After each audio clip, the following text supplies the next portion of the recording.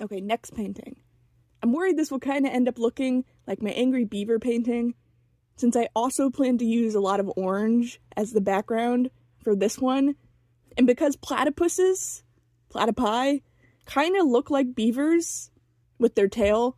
Both are semi-aquatic, so they use it for paddling, but in this painting, I try to make it look more like water on the ground, but I also wanted to use some fun patterns on this one too, so I made the water have these little rippling line patterns, and I think those solid lines will look pretty interesting when compared with the orange sunset ombre I have planned for the sky.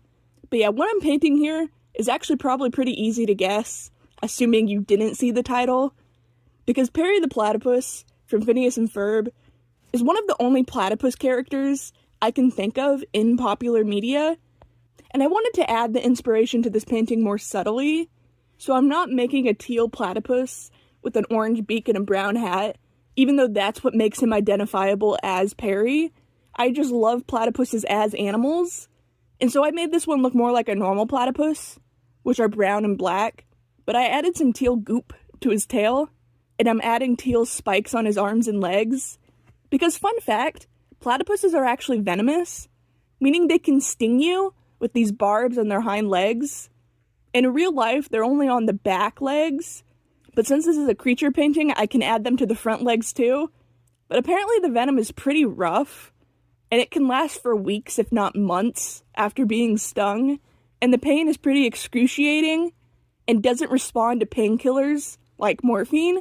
Luckily the spurs are only on their inner hind legs, and only on mature males, since they use them to fight, for of course what else in the animal kingdom but ladies.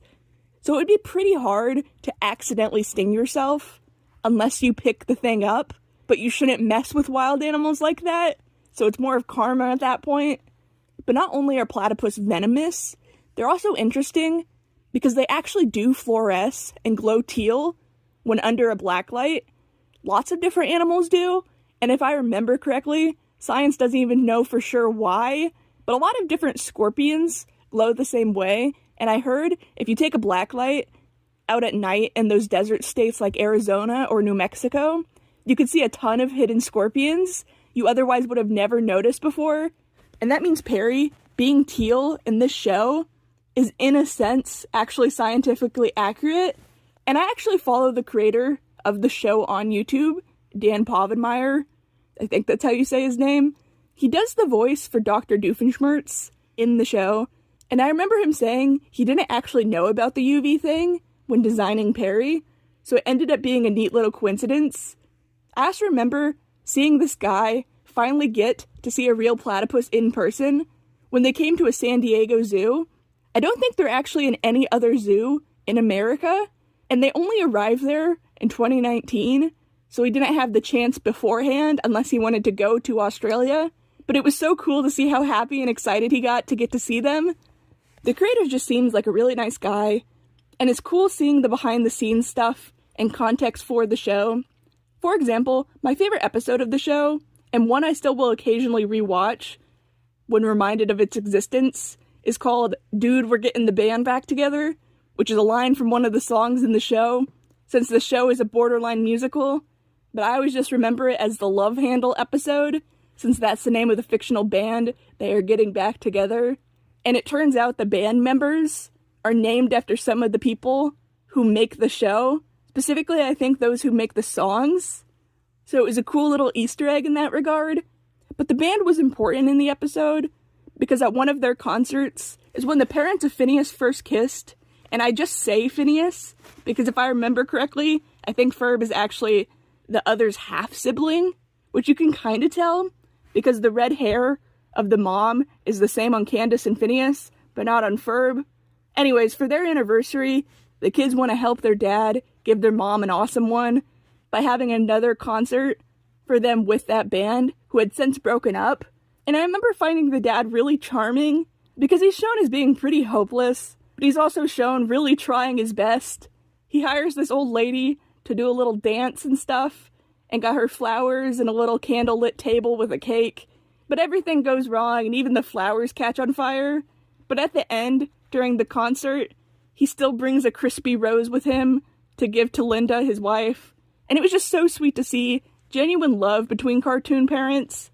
And of course, while that's happening, there's always a B-plot in this show, following Doofenshmirtz and Perry the Platypus. And in this episode, Doof is trying to throw a birthday party for his teenage daughter, one he never really got, since one of the gimmicks with Doofenshmirtz are his surprisingly tragic backstories. And I think it's in a different episode, but he's had some sad birthday memories, including that iconic line, "It all began on the day of my actual birth, where both of my parents failed to show up," cut to an empty delivery bed, which is a hilarious joke. But it's nice he wants to give that to his daughter, so she can get to experience what he didn't. I've always had a special place in my heart for this show. It was one in our heavy rotation, along with Angry Beavers and Digimon, back when we were pretty young children, when everything was on Netflix.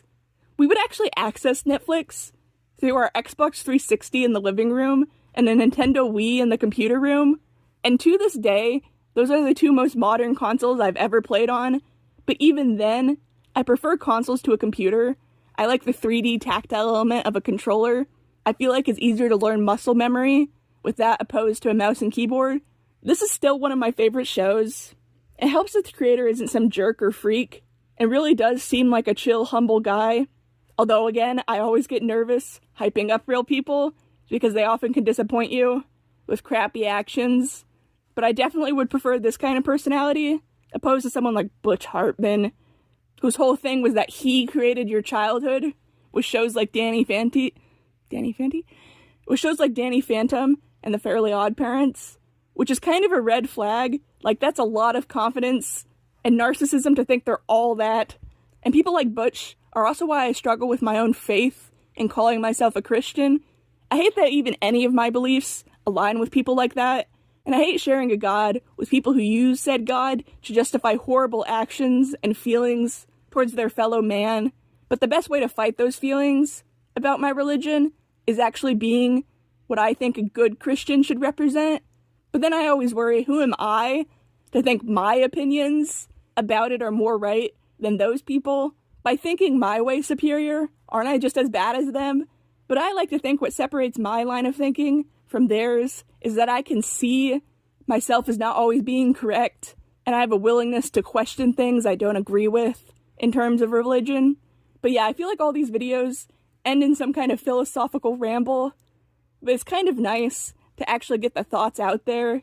Maybe they can help someone else, like another Christian who isn't sure that this is the group they belong to. Maybe it can help them realize that that part doesn't really matter. Your actual spiritual relationship with God is the most important part, in my opinion, not how you go about showing that. Anyways, enough with that. I'm done with this one. I put it away from the last ones because I just did a sunset, and they look pretty repetitive next to each other. Also, up there is closer to the beaver, and I was already worried that they look too similar, so I just put this one a bit lower.